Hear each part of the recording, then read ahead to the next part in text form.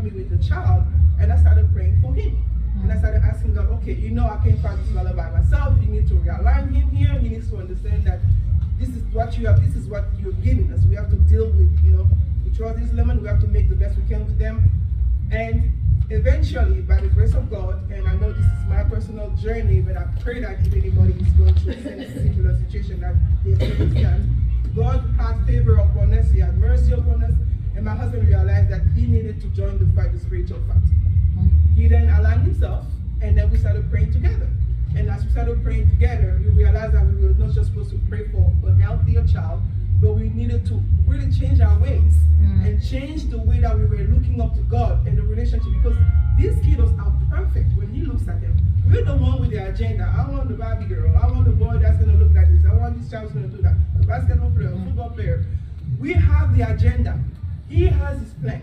So as long as we allow Him to use those children to accomplish the purpose that He has for them, then He's cool. So we stop asking for the perfect girl. We stop asking for her to be restored so that we'll be happy that we have the perfect child syndrome solved. And we started to just tell Him, you know what? We don't know what you're doing through us, or we don't know what you're doing with her, but we trust you because your plan is perfect.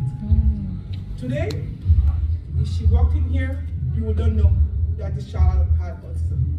She is completely, and when I say completely restored, at 5 years old, she could not speak, she could not communicate, she could not express herself, she could not express her needs. And today she's 7, and she can hold a full conversation here. She can come here and just talk to you and comment on your outfit and ask you how you are, where you work. I mean, she comprehends and she speaks. She's an honor roll student, principal honor roll student that we had at 2nd grade. She is doing wonderful well. Why I know that God is doing something in and through her life, I'm so honored that Miss Vanessa is here after Vanessa's friend here. She's going to stand up so that you guys can see her. When she was 5 and she started kindergarten, she couldn't speak, she couldn't express herself like I said. Thank you so much. She's a blessed, she's an angel. I call her Angel. This is the first week of school. School started, I think, August 29, 2 years ago, on a Monday. On Thursday, I'm home waiting for her to get off the bus, and the school calls me and they tell me, her name is Idrea. Mrs. Ajay, Idrea got on the wrong bus, but we think we know where she is. So we have a bunch of cars, people that went to the location where we think the bus took her, and we'll be sure to get her back to you. And I'm like, what do you mean? This child cannot talk. Like, what are you talking about? How did she get on the wrong bus in the beginning? So after the fact, I found out that my son, who was 3 years older, noticed that his sister wasn't sitting with his teacher anymore. And he went to the teacher and said, where is my sister? And then the teacher realized, well, Idrea was not sitting next to her anymore. And she started the alarm. It was a dismissal, very conveniently, right? And they started looking everywhere. And when they realized that time was going by and time was at the essence, they started looking at the cameras and they saw my little girl with her book bag, climbing and leaving the area and getting on the wrong bus. She lined up with other kids. They didn't realize that she didn't belong, and she just got on the bus and the bus took her. She had a yellow vest like she's supposed to say that she cannot talk. She cannot advocate for herself because she's still kindergarten. But by the time she got to the location where the terminal, somehow the bus driver allowed her to get off the bus by herself, and she started, it gets better. She started walking the neighborhood, that strange neighborhood, 15 minutes away from our house, and nothing but the grace of God, she ends up in the backyard of Miss Vanessa. Come on, you need to tell the rest of the story. Yes.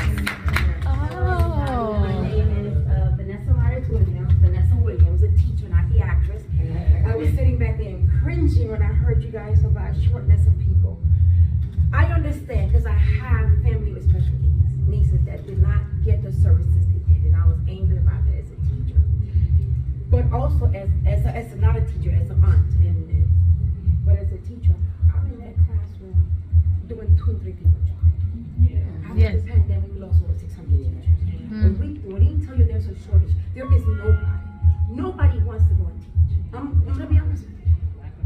And the sad thing is that people are multiplying. Yes.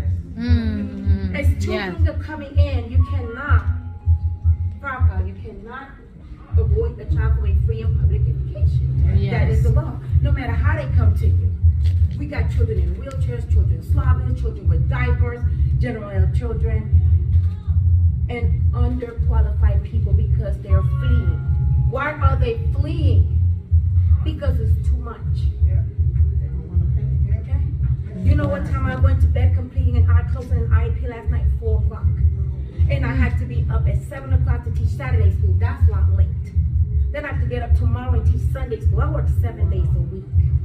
Then I teach the after care program because I tutor kids with special needs who can't make it in the general ed because I want to make sure that they can test well.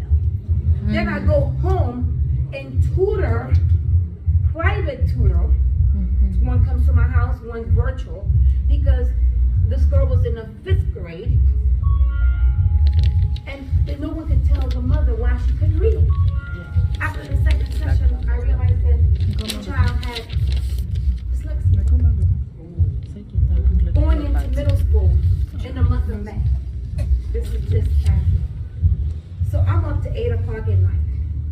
So after I do a quick dinner with my family, because they wait for me till I get home, then I start my night of paperwork from 9 to 2, 3 o'clock in the morning.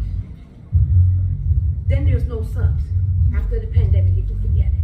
There's no subs in PE. Who do they use? Spec teachers, because we don't have a class. So I'm in that class. And I try to balance